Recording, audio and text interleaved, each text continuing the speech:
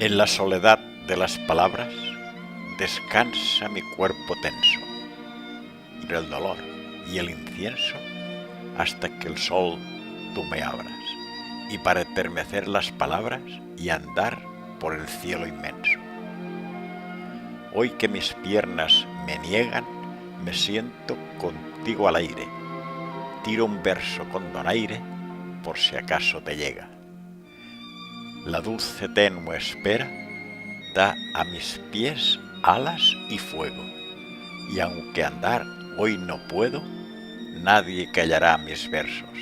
Sin duda serán conversos, pues nada es lo que era. Fantasmas son esta espera, pues de ella no soy dueña.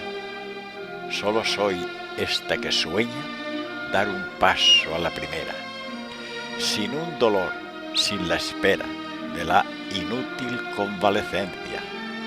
Espero, deseo ser la esencia de luz para volar de nuevo, cuando mis pies son de fuego y el dolor es una brasa.